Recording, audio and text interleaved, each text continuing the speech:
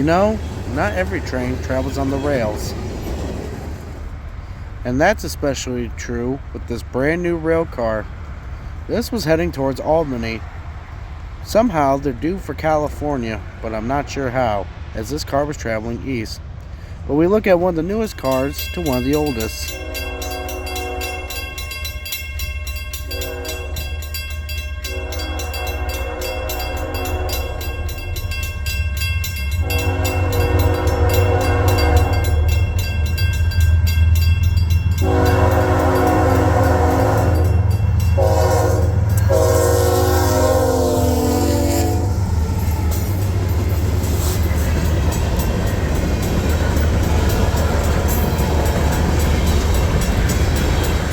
This former Delaware and Hudson covered hopper has been on the rails for almost 50 years, and today's rails are home rails, as the line that it's traveling on is the former Delaware and Hudson Susquehanna division.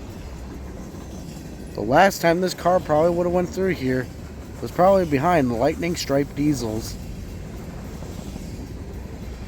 The D&H car wasn't the only old car in here, as there were a couple of relics from Conrail.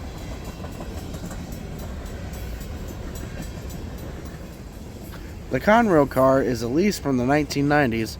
However, that D&H covered hopper is serving out its final month, as next month it is due to be slated for scrap, as the car is reaching 50 years old, meeting the FRA's recommendations, as no car is allowed to operate on main lines over 50 years old.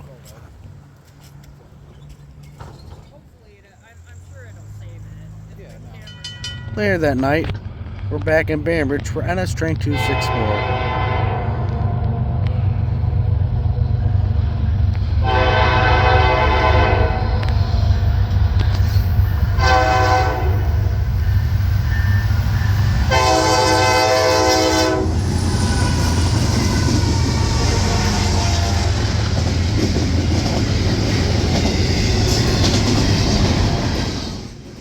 This train is anything but old.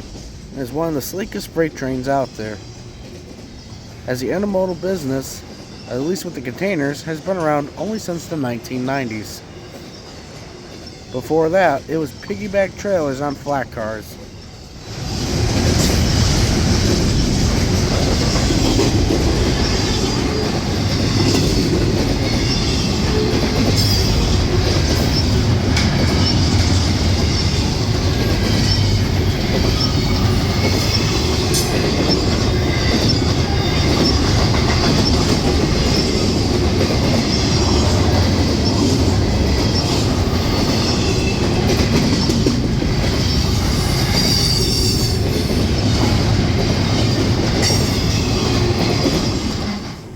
"264 tonight isn't just carrying shipping containers, it's also carrying new automobiles bound up north."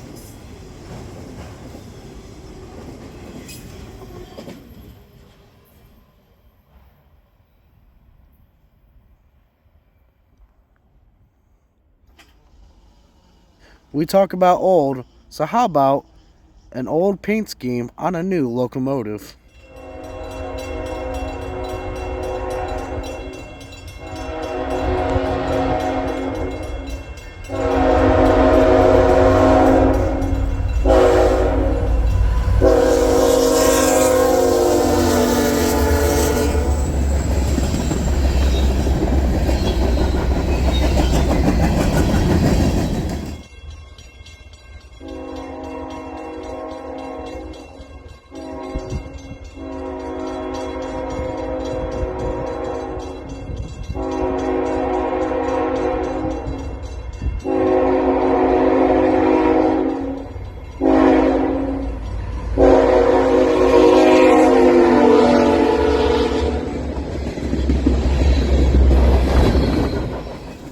This is Norfolk Southern train M1R and Extra 11R.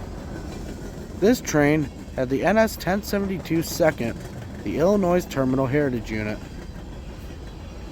The Illinois Terminal Railroad Company, reporting mark ITC, known as the Illinois Traction System until 1937, was a heavy-duty interurban electric railroad with extensive passenger and freight business in central southern Illinois from 1896 to 1956.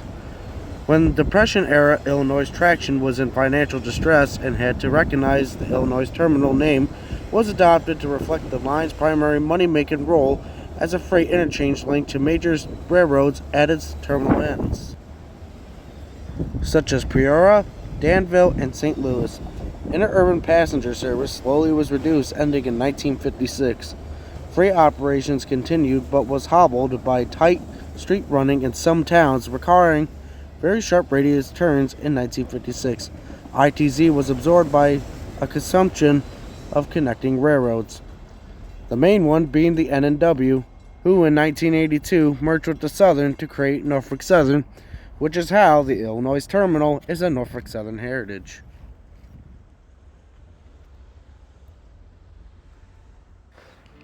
Next up, we're in Binghamton, where NYSW has a fleet of EMDs sitting below, such as Jeeps, SD70M-2s, and SD45s with tunnel motors.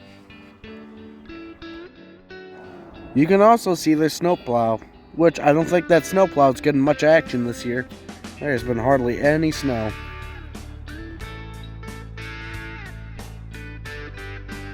These EMDs trace their routes back to Southern Pacific with the SD45, Norfolk Southern with the SD70M-2s, and some of the Jeeps trace their routes back to Seaboard and the AWNP Railroad.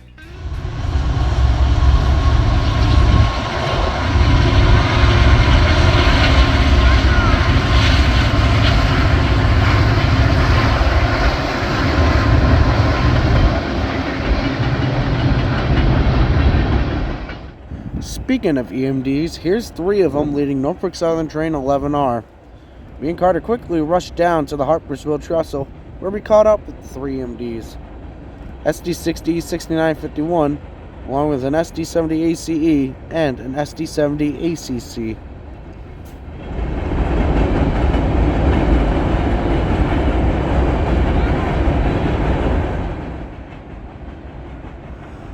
Also, behind these gondolas coming up here is a former Rock Island hopper, making it our second fallen flag hopper of the video.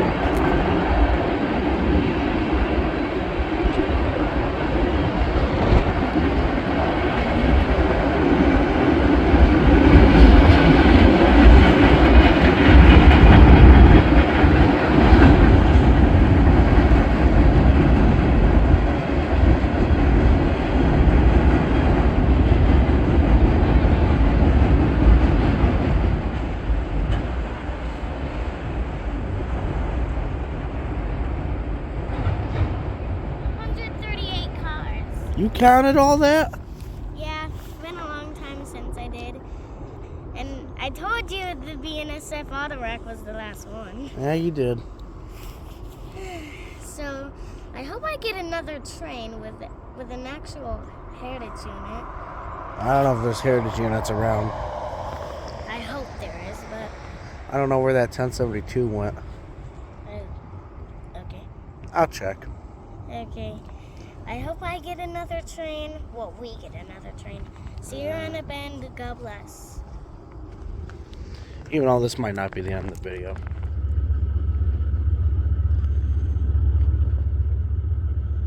He's fogging up my windshield. Later that night, we're in Bainbridge, New York for 264. And this 264 is almost a deja vu to the one we saw earlier in the video, with the same power, just out of order, in the same spot.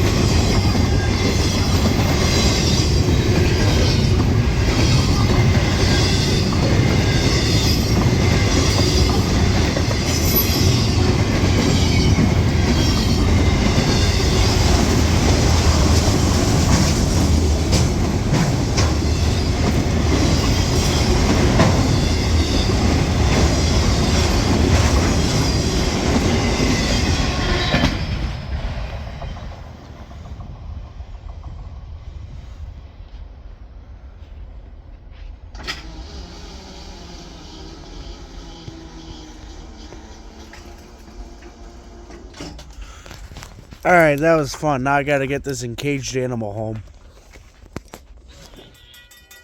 We've seen EMD give us a show so far, so now it's GE's turn to give us a show with 2 AC44 C6Ms and 1 ES44 DC.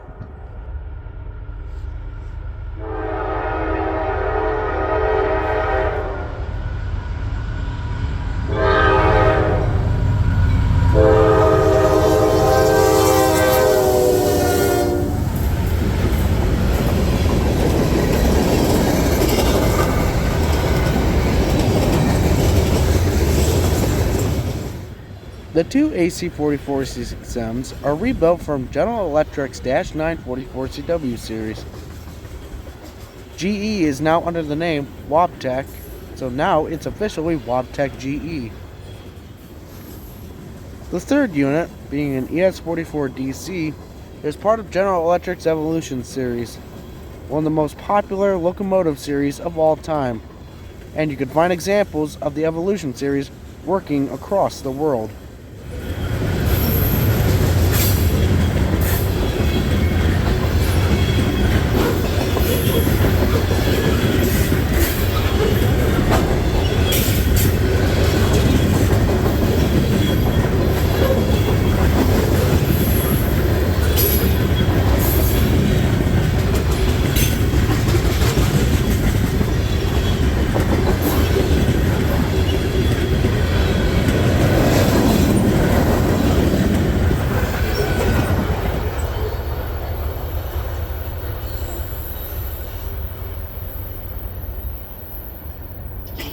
Well, that was fun. Highways to bridges to heritage units. I hope you enjoyed. Thanks for watching. We'll see you around the bend.